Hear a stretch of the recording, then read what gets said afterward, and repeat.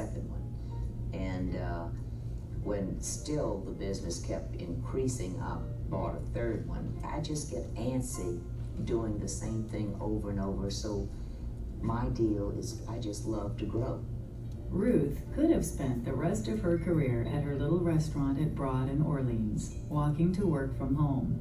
But in 1976, she took a step that would ultimately transform Ruth's Chris Steakhouse into the largest fine dining company in the world. Of course, I really started growing in 1976 when this customer of mine from Baton Rouge, he had lived in New Orleans and moved to Baton Rouge, and every time he wanted a great steak, he would come down to New Orleans and he said, Ruth, these trips are too much. I've got to have one in Baton Rouge. Would you please let me franchise? Tom Moran was her first franchisee. Though reluctant at first, Ruth gradually began awarding franchises to people she knew or people who dined at the restaurant. In time, her franchisees became part of her extended family.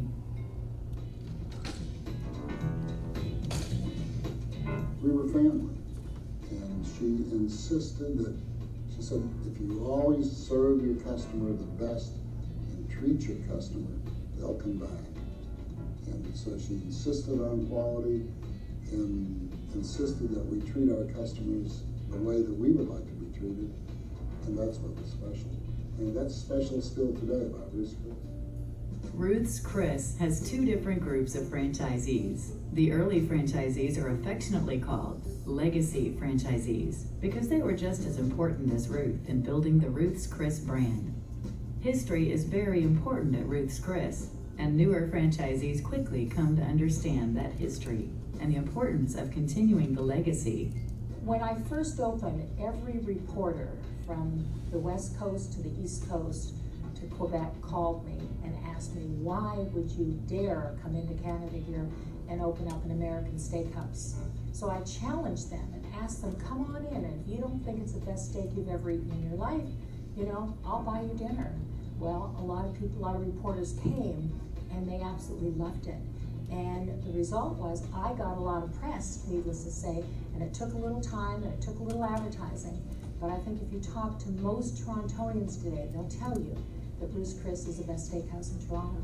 We didn't have any problems bringing the Ruth's Chris brand to Asia for the most part, because most people in Asia have been exposed to American brands and products for better part of 2 decades now.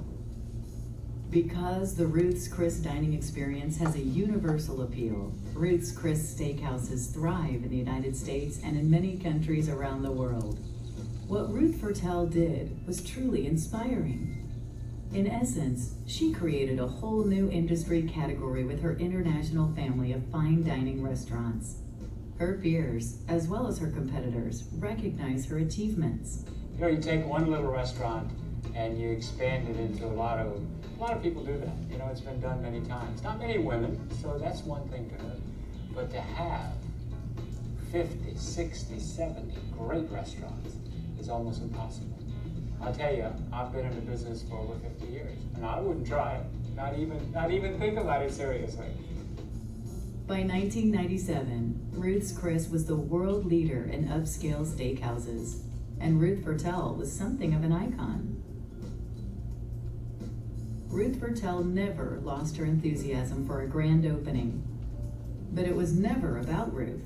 It was about building Ruth's Chris Steakhouse and building a relationship of mutual trust and loyalty with the members of